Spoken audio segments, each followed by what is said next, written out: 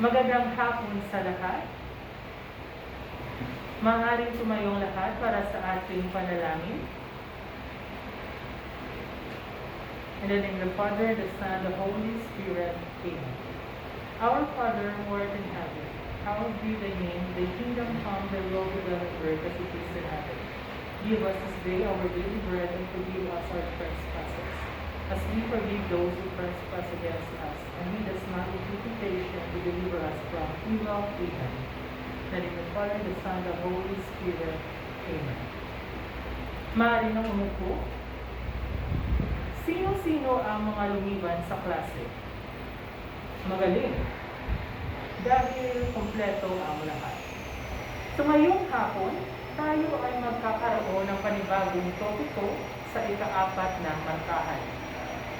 So bago natin sisimulan ang ating panibagong topiko, magkakaroon muna tayo ng isang palaro. So ito ay tinatawag na Pair Me If You Can.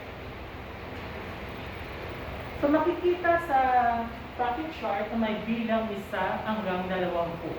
So bawat bilang ay may katumbas na mga larawan na may kinalaman sa ating pagtatalakay. So hatiin ang klase sa 3 pangkat. Paunahan sa paghanap ng magkaparehong larawan.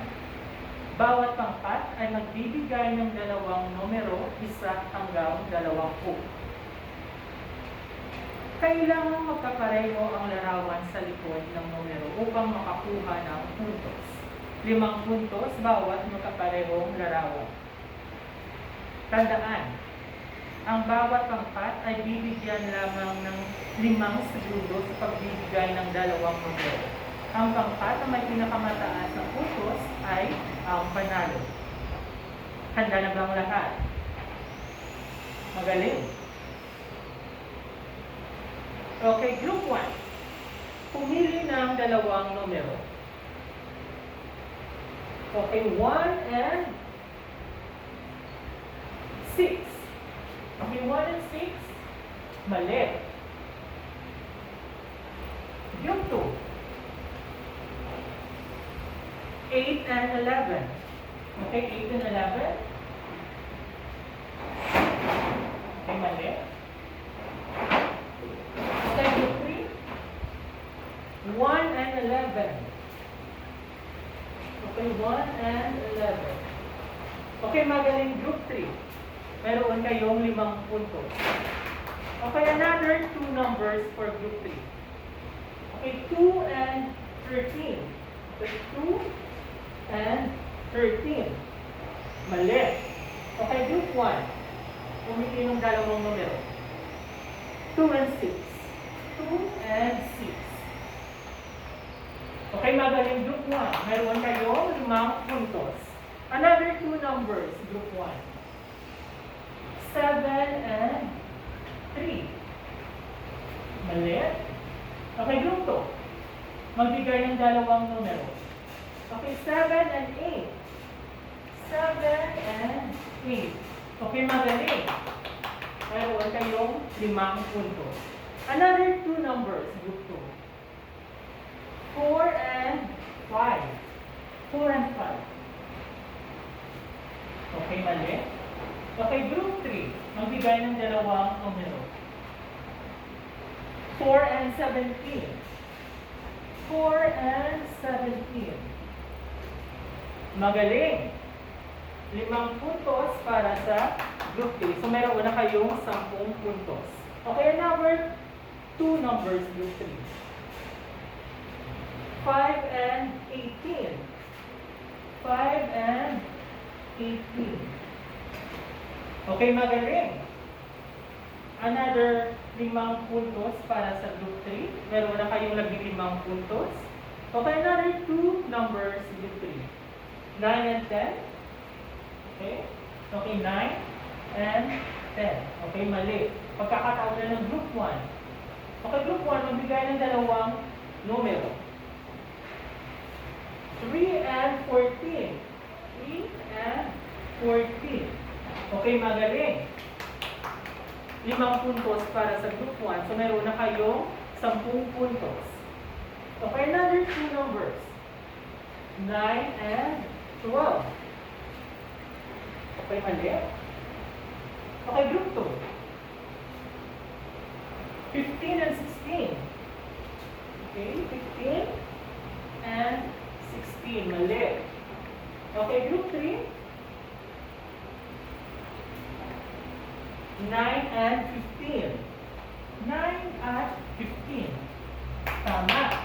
Another 5 points para sa group 3. So, meron na kayong 20 points. So, nangunguna na kayo. Another 2 numbers. 10 at 12. 10 at 12. Magaling. Another 5 points para sa group 3. Okay lang. Another 2 numbers. 13 at 20. Okay, magaling. Another 5 points. At ang panghuli, 16 at 19. Correct. So, mayroong 25 points para sa Group 3. So, Group 3 ang panalo sa ating laro. Congratulations, Group 3.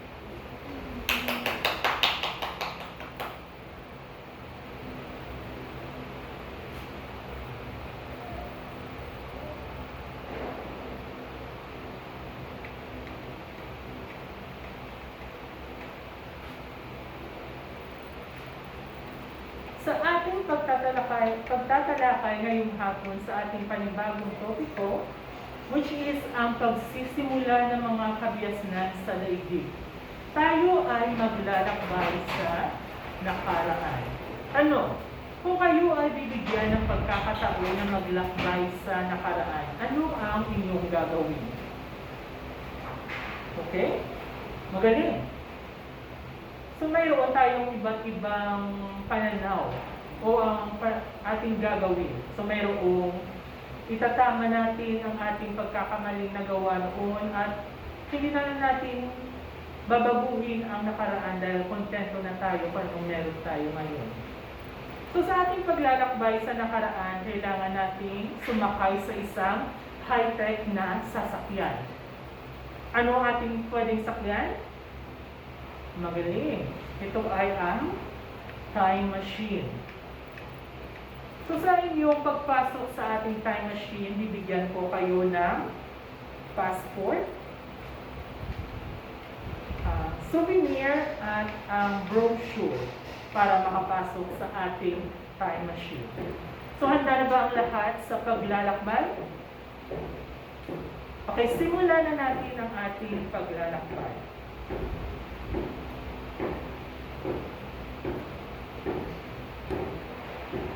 So, tayo ay maglalakbay sa iba't ibang yugto ng pagunlad o unang panahon. Dadaanan natin ang panahon ng bato at ang panahon ng metal. So, ano-ano kaya ang mga nangyari sa mga panahon ito? Unahin natin, o ngayong araw ay tatalakayin natin ang panahon ng bato. At bukas naman ay tatalakayin natin ang panahon ng metal. So, ang panahon ng bato ay nahati sa tatlong yugto. Ang panahong Paleolitiko, panahong Mesolitiko, at panahong Neolitiko. Okay, 1.5 million years ago. Panahong Paleolitiko na nagsimula 500,000 years hanggang 10,500 BC. So, sa asignaturang English, mayroon tayong tinatawag na acronym. Sa inyong palagay, ano ang acronym ng BC? Tama. Ito ay ang before Christ. Panahong Paleolitiko. Lahat ng mga lalaki, pakibasa. Okay, maraming salamat. Sa panahong Paleolitiko, nagmula sa salitang Greek na paleos. Nang ibig sabihin ay luma, athletic, na ibig sabihin ay bato. So, kung pagsasamahin, ito ay ang panahon ng lumang bato. Ito ang pinakamaagang bahagi ng panahong bato at pinakamahabang yugto sa kasaysayan ng sangkatauhan. So, sa panahon ito, umusbong ang mga sumusunod. Una, Homo habilis. Pangalawa, Homo erectus. Pangatlo, Homo sapiens. Unahin natin talakayin ang Homo habilis. Okay, lahat ng mga babae, pakibasa ko na nyo ang Homo habilis. Okay, maraming salamat. So, sinasabi na ito ang unang species na marunong lumikha ng kagamitang bato. How about ang Homo erectus? So, ito ang larawan ng Homo erectus. Sila ang humalili sa Homo habilis. Tinatawag silang Homo erectus sapagkat tuwid ang kanilang paglalakad. Pangatlo, Homo sapiens. Ito ang kanilang larawan. Uri ng tao na may malaking tuta kaysa Homo erectus at matalim. Pinaniniwalaang dito daw nanggaling ang tao. May kakayahang gumamit ng iba't ibang kasangkapan ng sinaunang sandata. So, mas nakakalamang sila sa dalawa. So, ano ang mapapansin sa larawan?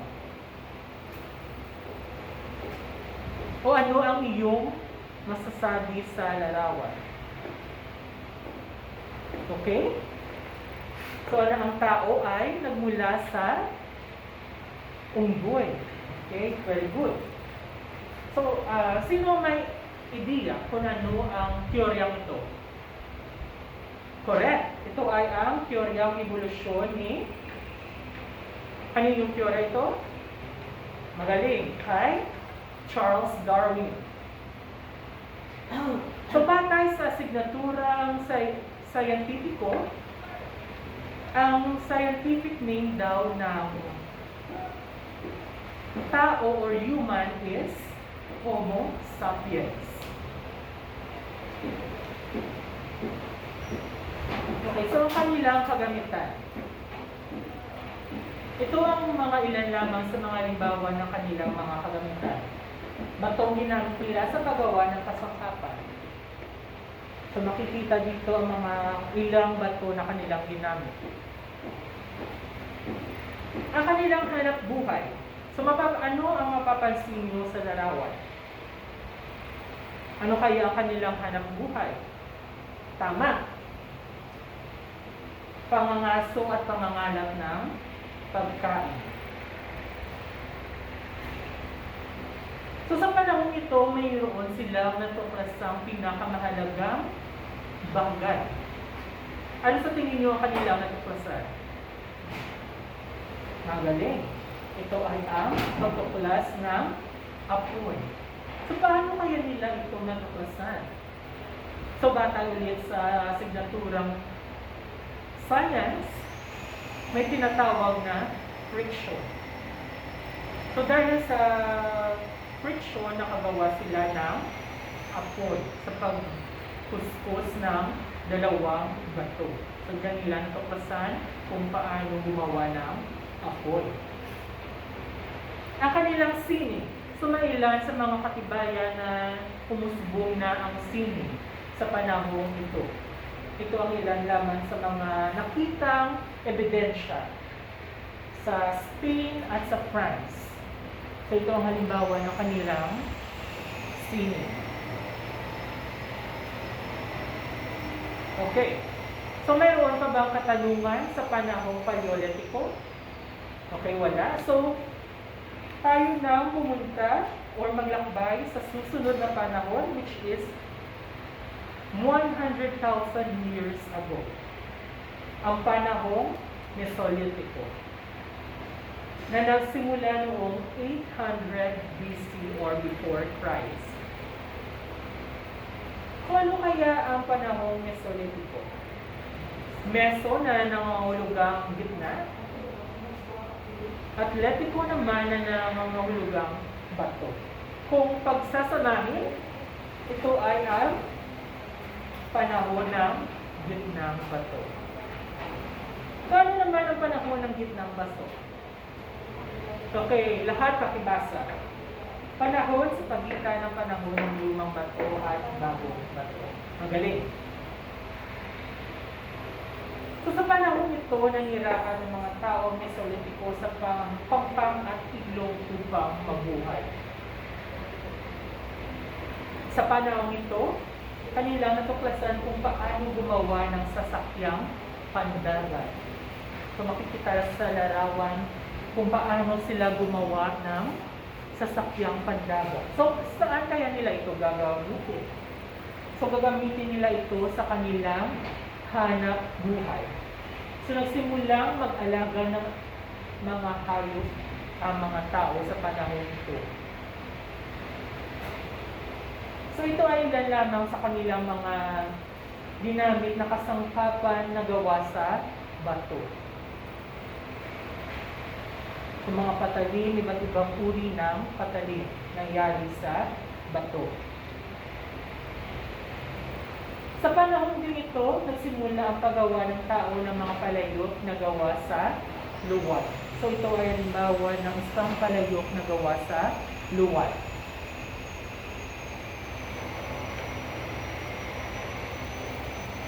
Okay, may mga katanungan ba sa panahong Mesolitiko? Okay, kung wala, tayo na dumako sa panahon 7,000 hanggang 3,000 before Christ era, which is ang panahong Neolitiko.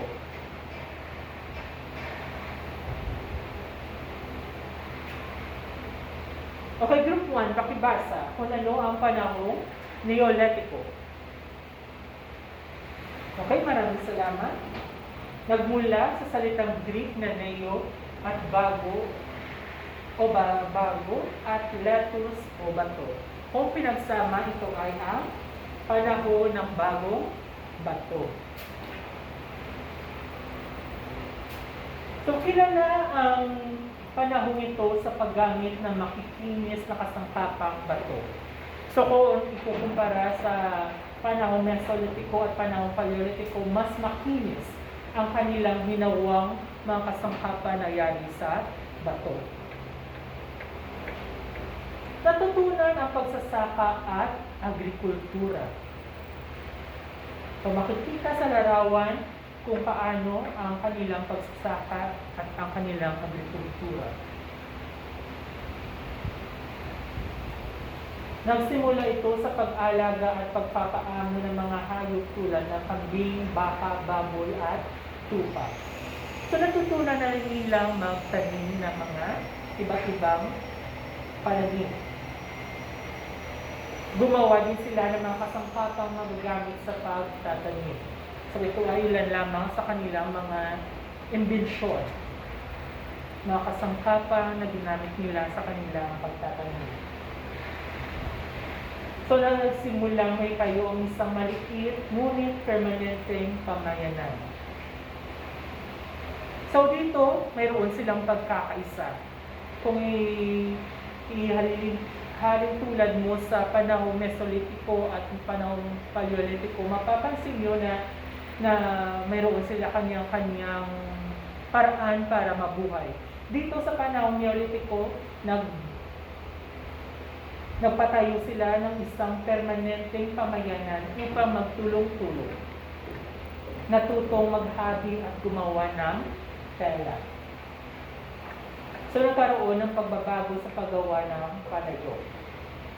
So mas matibay ang kanilang ginawang palayok.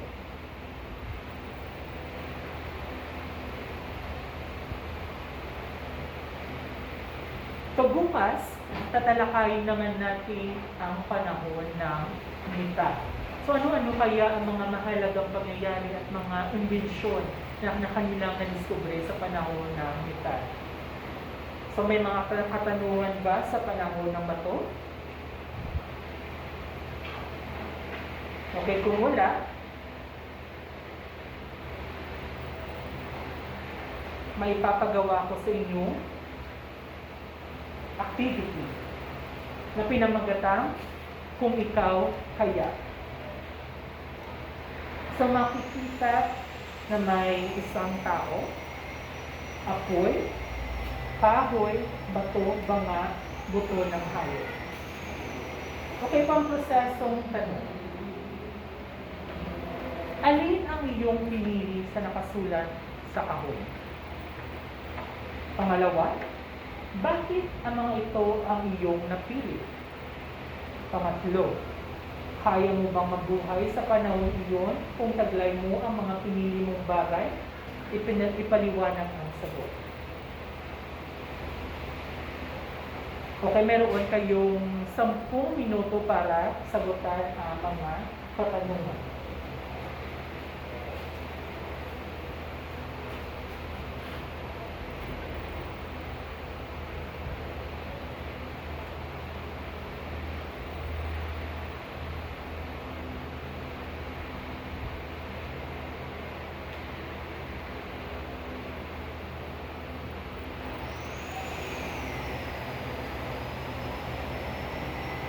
Okay, sino ang may gustong mag-share ng kanyang mga sagot? Okay? Sa unang katanungan, alin ang iyong mga pinili sa nakasulat sa mga kahon? So, ano ang iyong pinili? Apoy, kahoy, at bato. Okay, magaling. Bakit amang ito ang iyong napili? So, bakit apoy ang iyong pinili? Okay? Para makaluto? Pwede? Kahoy. Bakit pinili mo ang kahoy? Okay, para pwedeng gamitin sandata. Correct. Bato. Bakit mo naman pinili ang bato? Para gamitin din sandata. Magaling.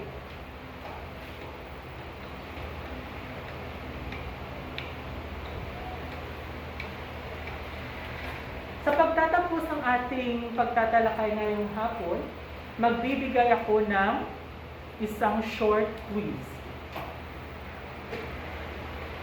So mayroon kayong 10 minuto para tapusin ito. So kilalanin kung anong panahon ang tinutukoy sa sumusunod